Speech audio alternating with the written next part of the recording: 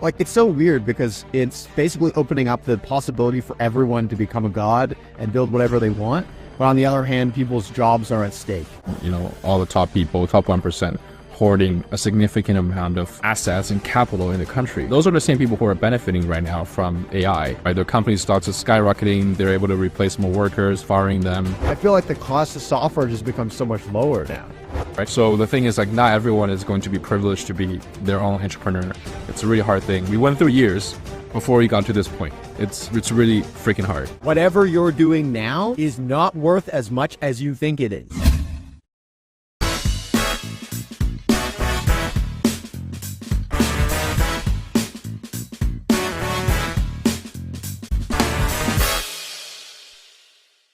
Hey everyone, welcome to the special conversation edition of Core Life Capital.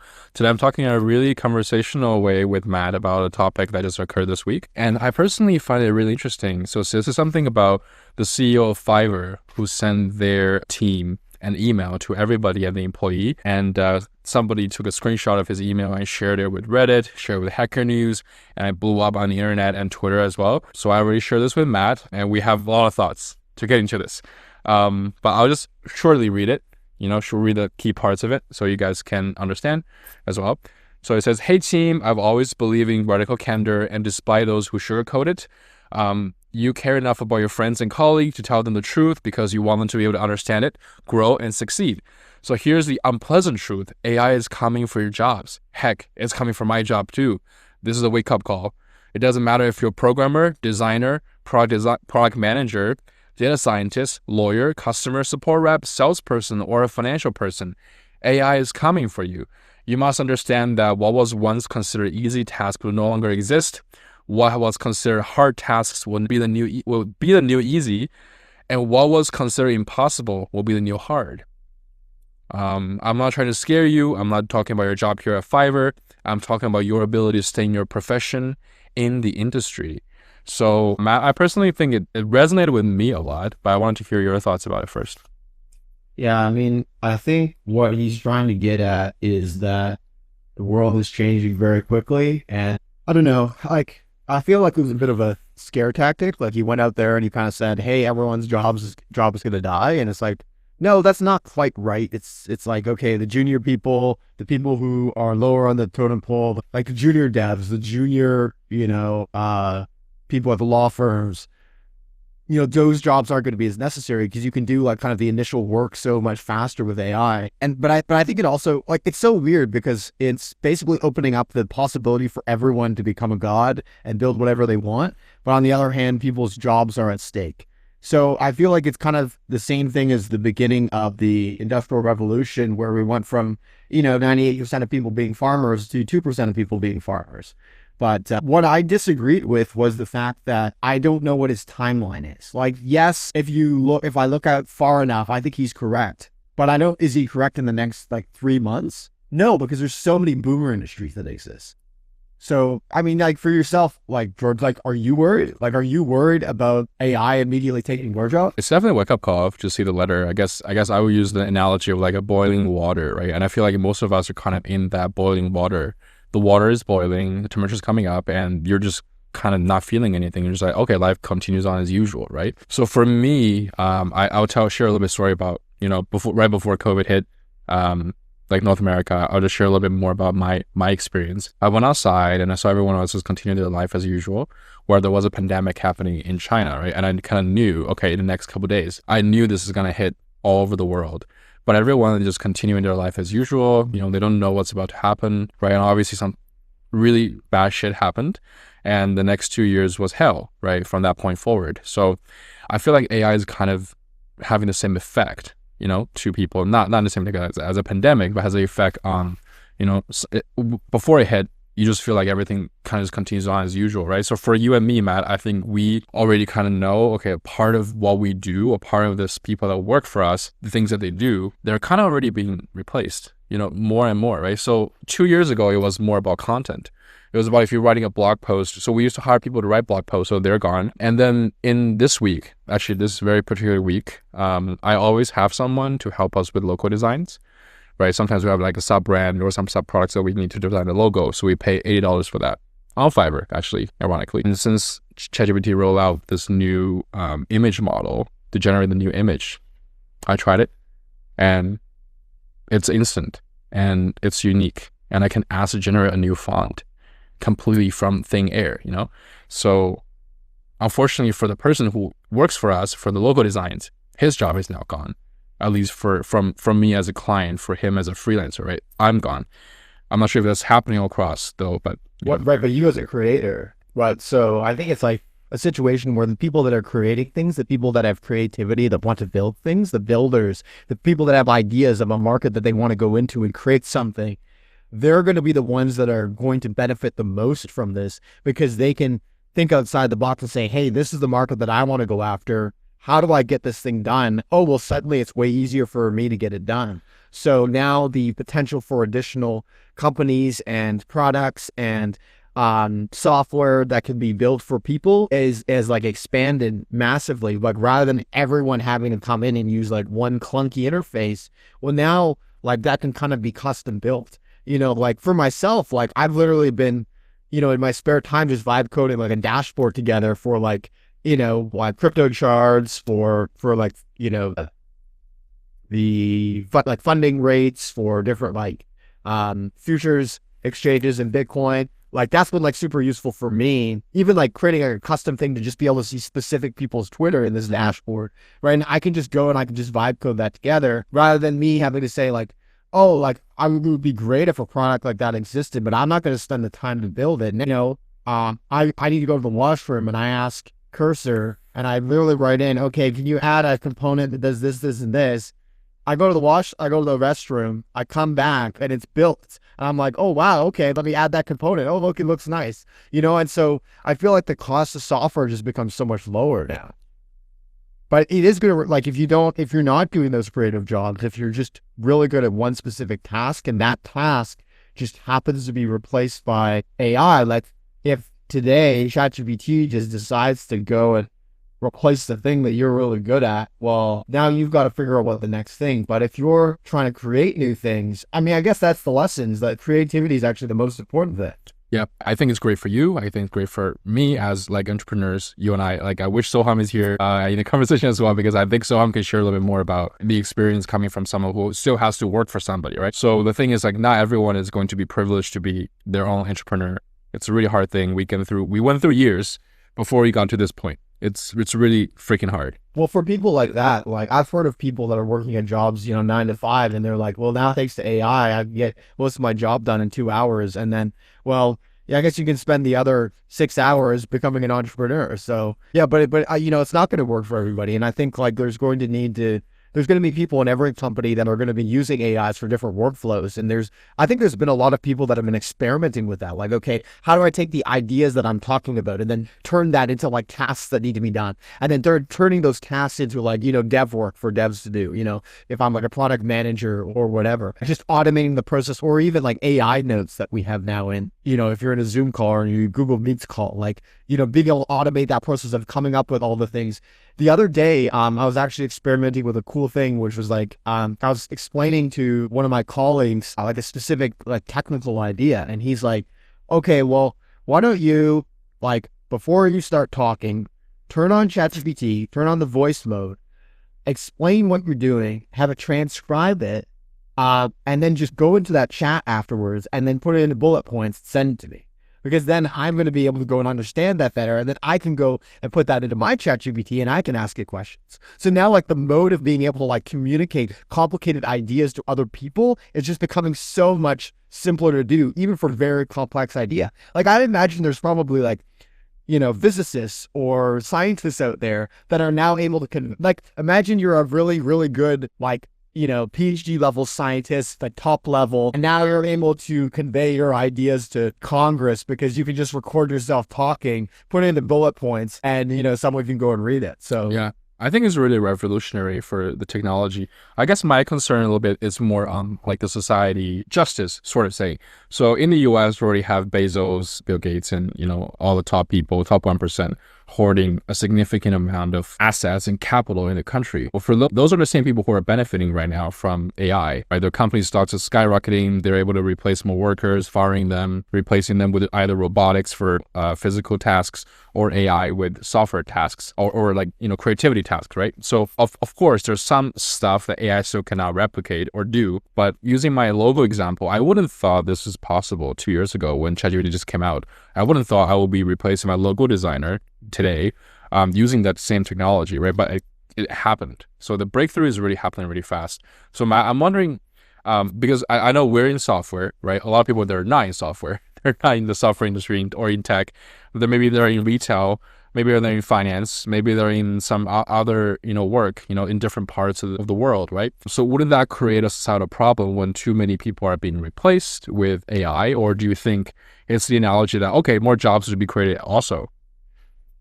Short-term pain for long-term gain, I think, is the game. Like, that's what I feel like, is that you have a situation where there's a significant number of people whose jobs are being replaced, and then it just hasn't caught up yet, where there's going to be like the new companies that are going to be created that could have never been created before haven't quite come to fruition yet. And there's always going to be a need for people to level up. Like, and I think that's what the Fiverr CEO was getting into, was he was trying to say, like, wake the hell up, everybody, because whatever you're doing now is not worth as much as you think it is, right? Like what you're doing today, and AI will be able to do the majority of it, and a small portion of it will be extremely valuable. So start spending your time on figuring out how to do that specific thing that nobody else can do, and automate the rest of your workflow as quickly as possible.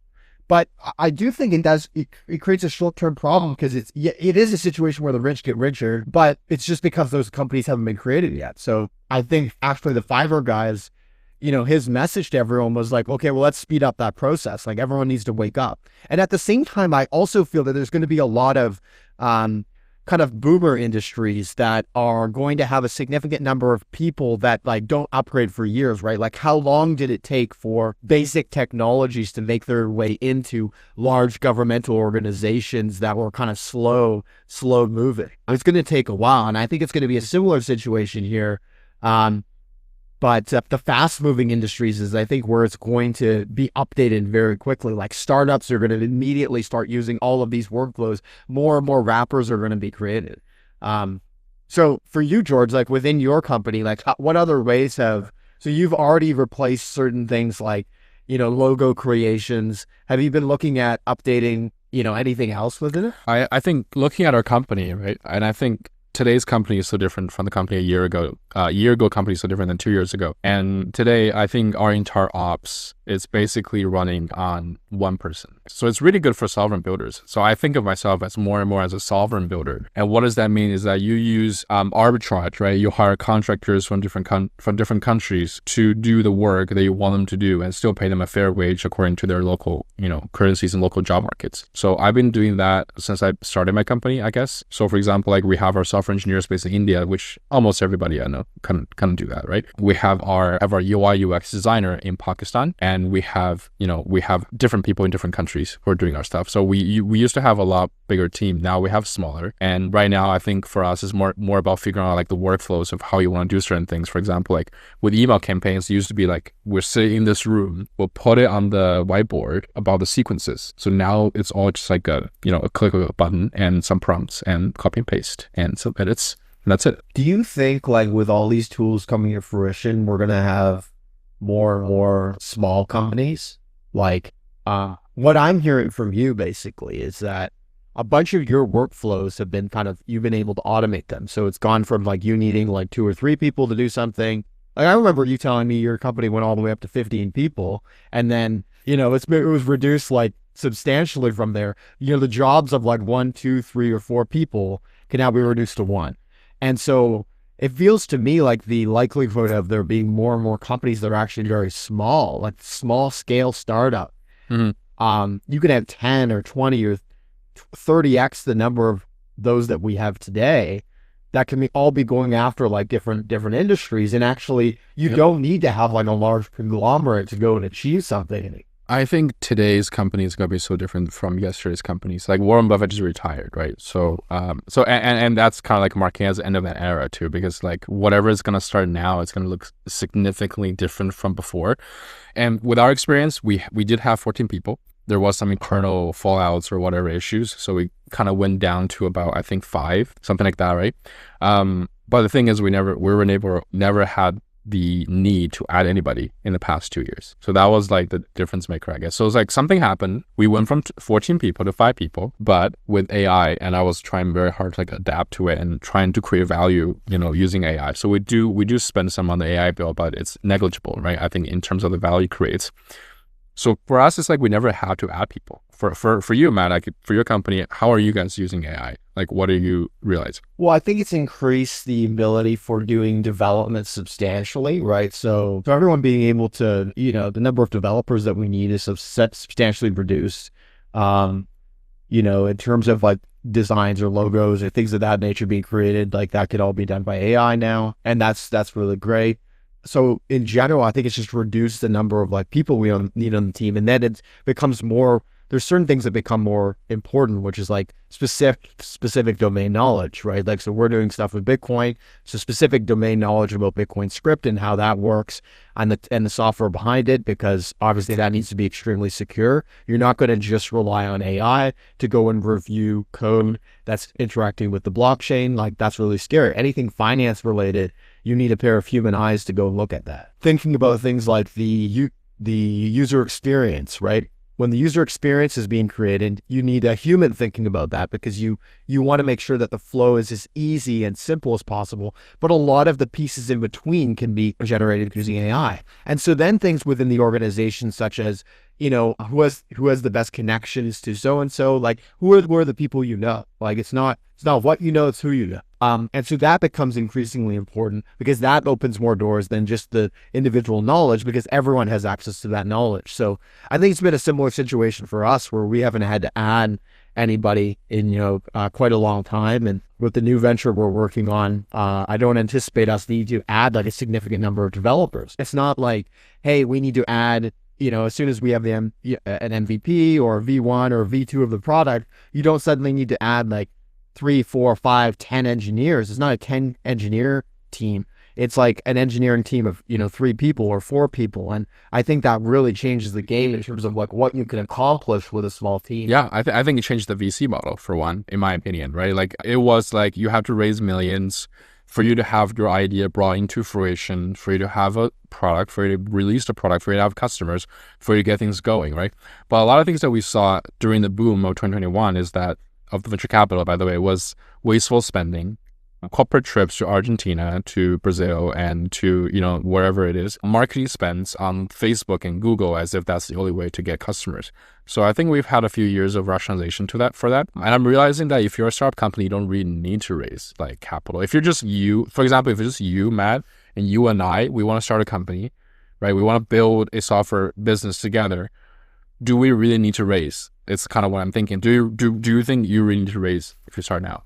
Yeah, well, I think this is actually something that a lot of VCs were now in the back of their mind. Like, if I'm a VC and I'm looking to invest in a company, my question in the back of my mind is, how long would it take me to use AI to go and replicate what you are now presenting to me? And if that amount of time is very low, if I'm able to go and basically create an MVP of your product overnight or over the course of a week, well, then maybe I'm less likely to invest in your startup, because I know that I can just go and create it myself. And the moat is going to be very low. And so what else are you bringing to the table? Is it the connections that you have? Is it the people you know? Is there something unique that you have that you're bringing to the table? It's not just how fast can you build, because the building is no longer the problem. It's not about the tech anymore. It's about the distribution. I agree. I think trust is actually another factor of what's going to differentiate things from now on.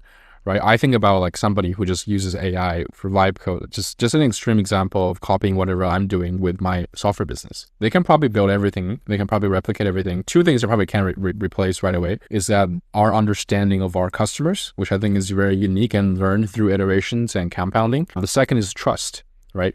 So trust is something that you cannot replace with AI. And that's something I think is really valuable. For example, this podcast that we're doing right now, it's building trust, it's building audiences, it's building people that get to know, like you, Matt,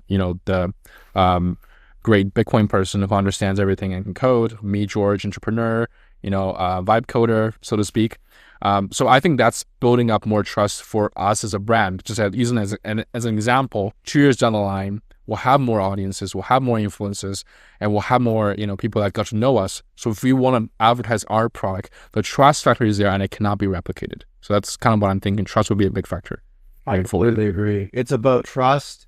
It's about, and I think the other thing too is what people used to do a lot in the past was, before they even started building a product, it's like, okay, well, is there a market for this? And we're starting to get to the point with AI where rather than going and sitting there and like trying to figure out, is there a product that can be built, and is there a customer that wants this, and let's go do customer interviews and chat with, 10, 20 people to find out if this is a need that they actually want. Well, the amount of time that you would actually spend to do that, like you could have spent half of that time and just built the product and launched it and iterated 3 times. And so I think that's actually really good because it means that, what is it? What is the term in finance? Like time in market beats timing the market. So, which I think is actually true here, right? Like you're basically spending a time to, get the product out there and then find out if it works and launch quickly. And what I've noticed is that people's expectations have actually lowered in terms of product because they know that people can launch things quickly. So if someone has an idea for a specific product, you can go and build it out overnight. You create the landing page overnight. You go and launch it. You find out if people like it, even if it's a bad version of it, if it's an MVP.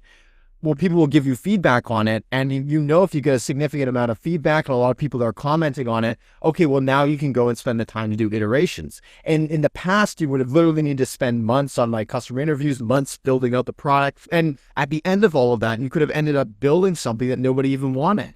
So I think this is really good for just the ability for new businesses that like people that say things like, oh, I wish I had something that was able to do this. There's more and more people that were never able to code previously that are just going to be able to build it for themselves and then suddenly realize that that's actually a good product for, 100,000 other people. And so I'm just excited to see what gets built. It's really amazing. So just to close it out, let's each share a little bit more about like our conclusions or the last words on this topic.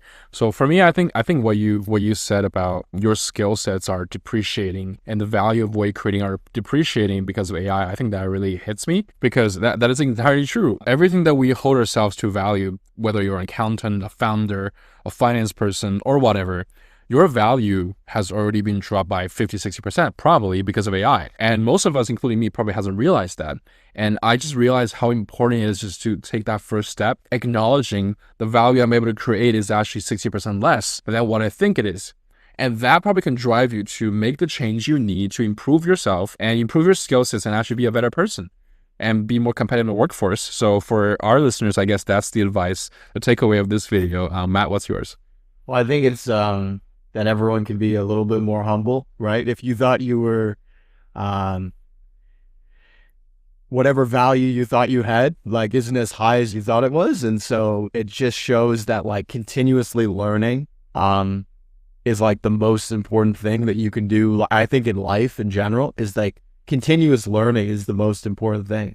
Because if you're not continuously learning, then you're falling behind. And I think we're just in a technological advancement of humanity that is exponential, right? Every year, people can't even predict what's going to happen in the next 2 years. I don't know, in 10 years, Boston Dynamic robots, we might have humanoid robots in like everybody's household, and you might never need to do the laundry again and might take care of it for you. So yeah, just keep learning, never stop learning. Being humble, I think that's a great word. So if you like the content, give us a subscribe, give us a like, and thank you so much for listening.